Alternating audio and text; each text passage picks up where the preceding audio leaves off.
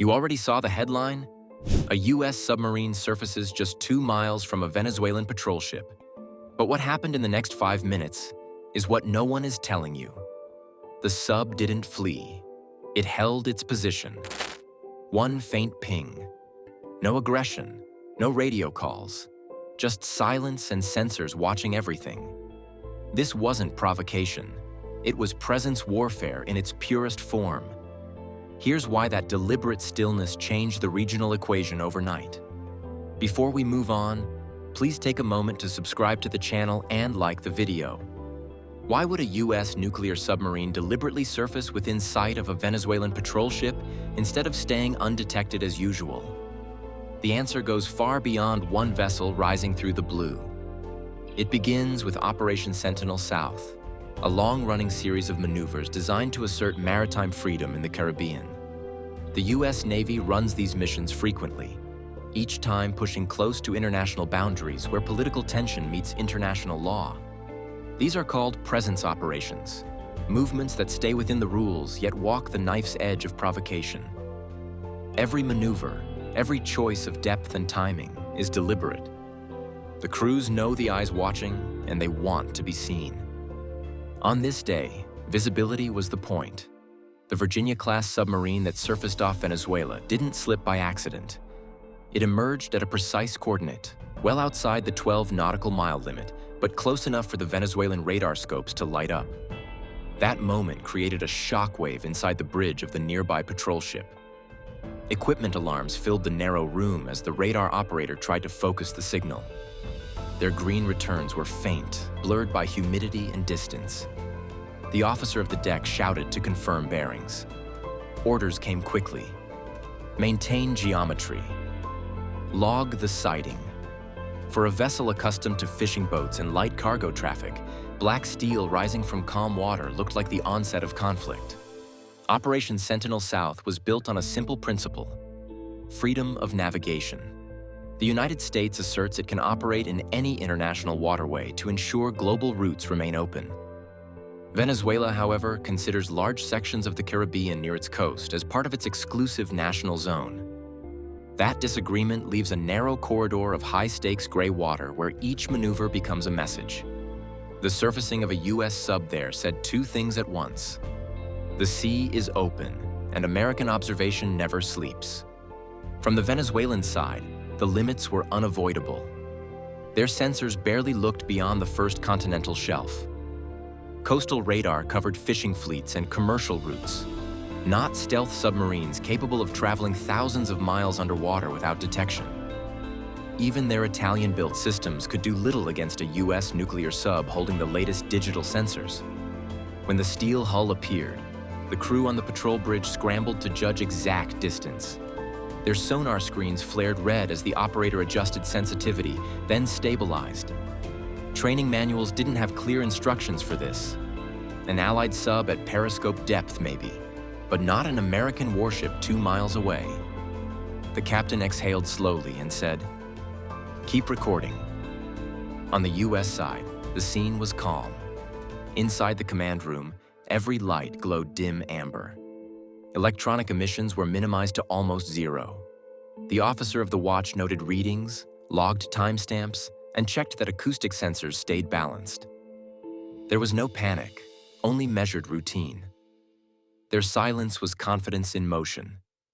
These crews rehearsed such encounters for years, and they understood the margin for error was microscopic. One misread burst or accidental transmission could appear hostile, yet no one overreacted. The deliberate posturing was the mission itself. For Washington, these close approaches served two purposes: deterrence and data collection. Every reaction from the Venezuelan patrol ship offered insight into its detection capacity, timing, and chain of command. The signals and recorded pulses would later be analyzed to chart how long Venezuela took to recognize, verify, and respond. From that, the Navy gauged readiness. For Caracas, it was a humiliating revelation of vulnerability. Their sensors had been caught flat-footed. That's the heart of modern deterrence. The problem isn't aggression, it's exposure. Surfacing at the exact moment when the other side can barely respond shows control without conflict. It sends a message that the ocean belongs to whoever can prove they're already there. But the true communication didn't involve missiles or warnings. It came next, with one carefully timed sound, a single sonar ping. In an ocean thick with tension, one precise sonar ping revealed the entire game being played. The submarine had surfaced silently, motionless, holding a perfect neutral buoyancy at depth 0. Its hull barely moved against the current.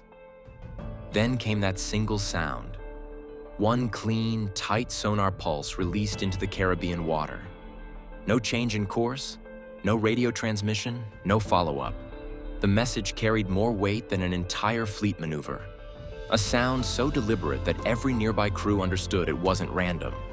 It was control expressed through discipline. On the Venezuelan patrol bridge, the sound arrived faint and pure through the sonar headphones. The operator froze, glanced at his readings, then at the captain. A single ping? No echo pattern, no follow-up pulse, nothing repeating. It wasn't a search sweep, it wasn't a target lock. The submarine below them had announced its position without threat, confirming it was neither closing distance nor taking aim. The crews exchanged short commands. Classify the contact, verify frequency, record the signal. The data appeared ordinary until the shared realization rolled across the deck. That submarine was watching them, not preparing to fight them.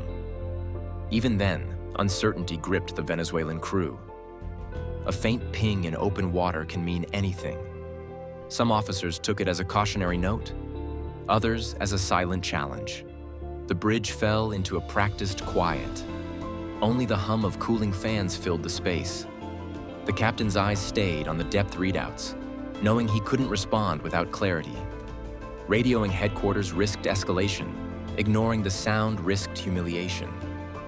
Every instinct told him to wait. In naval communication, experts often describe one ping as acknowledgement. You're seen, you're measured, and you're logged. It's not aggression, it's accounting. The American submarine had just done precisely that. In the command room below, the U.S. watch team captured every variable available. Radar returns from the Venezuelan hull, air density, wake turbulence, even micro-changes in salinity caused by the patrol ship's propellers. Each byte of that data had value back at naval intelligence. The team tracked the Venezuelan sonar delay, timing how long it took for detection and response. That analysis would later reveal how effective their surveillance really was. Information, not torpedoes, was the weapon of the hour. Presence operations like these weren't about intimidation. They were tests, real-time audits of regional awareness. The submarine's silence, the deliberate transmission, even the chosen frequency were checklist markers. And as the ping rolled outward through the salt water, its reflections carried more than acoustics. They told the Americans where gaps existed in Venezuelan listening arrays and how deep their detection blindness ran beyond coastal radar. This encounter unfolded inside the larger information war shaping modern geopolitics. Nations now trade in logged readings and recorded evidence more than in missiles or ammunition. The files collected here would later become diplomatic exhibits, proof that the American mission stayed lawful and restrained, carefully documented and ready for review. Every number mattered. If the Venezuelan government later protested, the Navy could produce detailed logs, time-stamped and geolocated, showing international compliance. That's how deterrence works today, through verification. The sound itself held deeper significance. It wasn't warning or defiance, but certification, the sub's formal signature on the ocean.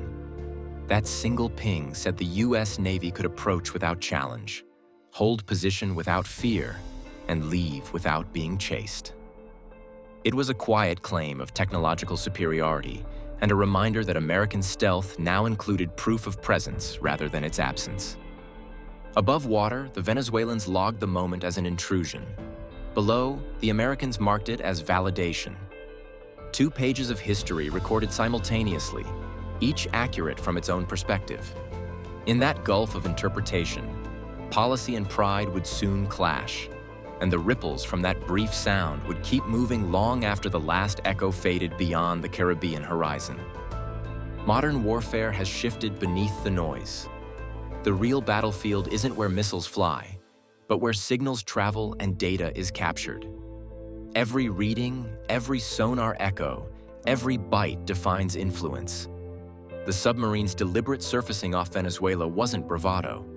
It was a demonstration of mastery through precision. Control now belongs to whoever sees, records, and proves. Presence operations like this decide narratives long before diplomats meet. Every ship becomes a sensor, every ping a signature of strength. The question is no longer who fires first, but who understands first. Because in the silent war for dominance, silence itself can be a weapon.